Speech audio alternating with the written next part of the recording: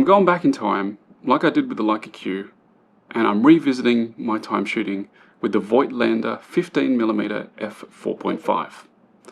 Now, 6-7 years ago, I had my ultimate holy grail camera, the Leica M240, and I was shooting zone focusing, stopped down to f8 with the Voigtländer 15mm f4.5 Mark II.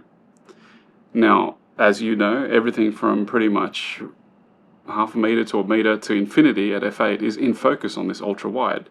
So it's a bit of a cheat if you wanted to have the rangefinder experience but not miss focus. Get yourself an ultra wide. But besides that, it was actually, I liked the dramatic angles and the super wide perspectives I could get, but you had to be really careful of not tilting your camera up too high or too kind of low, because you'll get these epic converging verticals will just have this epic distortion. Now, the problem I had with the original Voigtländers and the M240 was they were for film cameras and they weren't optimized for the sensor stacks in these cameras. So what you would experience with these ultra wides is heavy vignetting and, unfortunately, color smearing. Specifically, a magenta smear on the right hand side is something that I experienced. So, as you know, this year, and actually last year, was the first time I've ever shot with Nikon, and I'm really enjoying the experience shooting with the Nikon Zf. I spoke to a vendor, Live Photo I think it is, on Carousel, and I managed to pick up the TTArtisan M-to-Z 6-bit adapter. Let's go into the setup. So, the story about the 15mm f4.5. So, I was reading a lot and I was researching because I wanted to get back into my ultra wides. I had recently shot at the end of last year the 12 Apostles down Melbourne way in Australia, and I was using the Nikon 20mm f1.8, an immaculately sharp, ginormous lens, and that is the crippling problem with the Nikon system so far, is that the lenses are ginormous. So I thought, okay, let's go back to the Voigtländers. They've got some beautiful manual experience lenses. I can use trap focus with this 6-bit adapter here, so I can actually have a visual cue when my photo is in focus, and I can take it, which is beautiful. And it made me think about these Voigtländers. So I went down to my mate's store down in Peninsula Plaza. I had a look at this Voigtländer 15mm f4.5 Mark III lens. Now, here's the kick. The Mark I and the II are not really optimized for mirrorless cameras, especially this kind of adaptation or adapting to mirrorless bodies that we're doing. You can do it, but you'll have some problems with the vignetting, the heavy vignetting, and those smearing. So I certainly experienced this when I was shooting my Sony A7R II back in the day, and these lenses, and it really put me off it, and my Leica M240. So I thought I better check this on the Nikon, because there's a lot of great reviews out there talking about how the Nikon mount is just optimal for these old school lenses, because it's a bigger mount, it's a bit closer to the sensor, or whatever the technicality is there. I need to look into it more, but essentially these older lenses work better on the Nikon Zf. And sure enough, when I was testing the Voigtländer, the version 3 performs immaculately. The photos I got out of that combination are beautiful, sharp, just gorgeous. It's a little bit big. Then my mate went to the back of the shop and he said, "Hey, I've got a Mark I lens. Do you want to try that? I mean, just try." And I was like, okay, I'll give it a go. But I said, "Mate, doesn't this thing fringe to buggery? And it's got like that terrible smearing, and it's got crazy heavy vignettes." He said, "Just go test it. Go outside, take both and test it. And let me know what you think." So I went outside, I walked the streets, I took a few shots of like the converging lines of the tall buildings in downtown, and I was pleasantly surprised with the performance on this camera.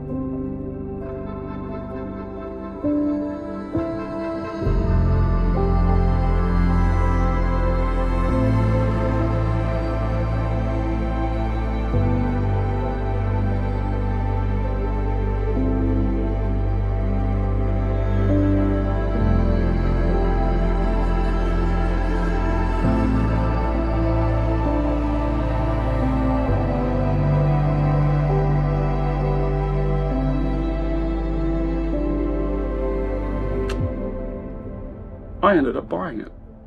Look how small that is. The reason why I went with this is it's tiny, it gives me my ultra-wide perspective that I like, and it doesn't have that hideous purple magenta smearing on the right hand side. And I thought, what magic is this? Did I accidentally shoot this in APS-C mode? Am I using it as a 21mm, not f4, when you convert it to the 1.55 times the full frame sensor? No. I shot raw photos. I imported them on the spot in Lightroom on my iPad. I had a look at what I had to work with. I looked at the lens profile corrections and everything that I applied. The only problem is that this lens adapter does not have a auto, 15mm selection here. It only goes, starts at 28 and it goes through 35, 50, 75, 90, 135. So all of my EXIF data came in as if it was a 28mm lens, but I just changed the profile and I processed the RAW. I was really surprised. I did not have, or at least I didn't experience, in bright light, low light, in narrow settings. I tried to torture test it to try and get this aberrations that I experienced in the past, but I didn't have it on the ZF. So maybe what everyone's saying online and on YouTube is correct. This truly is built, or in a way, it's not built for it, but one of the happy benefits of this mount is that it can take some of these older lenses, these film lenses, and you don't have those hideous aberrations.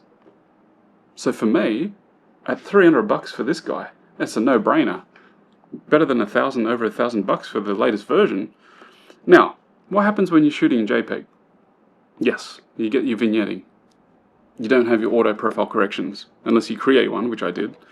But it's funny because with all of the different AI, computational, and just programs available to edit these photos out, the vignetting and, well, anything else, like the slight distortion, it's a lot of distortion, but it's an ultra-wide, is easily correctable with these programs. For example, in Lightroom, I was using the geometry adjustment, and you can see that I can change those verticals to a certain degree, as long as you're shooting within, not completely crazy with those, where you position yourself to take these shots. But yeah, I was pleasantly surprised. So I wanted to make this video to show some photos that can be taken with this little combination, and to encourage you to try it for yourself. I don't know how it performs on the other Nikon Z mount camera bodies, but for me, at least on the ZF and what I experienced, I was pleasantly surprised. I even tried a 35mm f1.4 Mark II. I like those lenses because I'm looking for really tiny setups that I can take away with me that doesn't make me look like this giant street sniper with a huge lens on here that just calls, pay attention and confront me. I can hold this fairly discreetly, or I can even hang it on a camera strap on here and I can trigger on my remote. And the other benefit of this little lens is that, unlike the other Voigtländers, you can get down all the way to 0.3 meters. That's fantastic. The others, usually they're at 0.5 or 0.7 or a meter.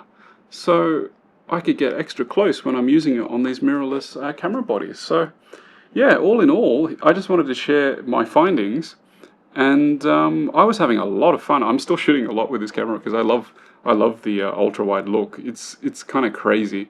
And if you use these cameras in DX mode, you kind of get a 21mm lens anyway, so you can get rid of all of that vignetting anyway. But for me, I want the ultra wide, and I want something really small. One day I may go back to getting the Mark III, but for my use right now, I don't see any need for it, because this is a beautiful little combo that does everything I need. So, as usual, if you've got any comments, questions, or concerns, I'll try and answer as much as I can with this about shooting with this combo.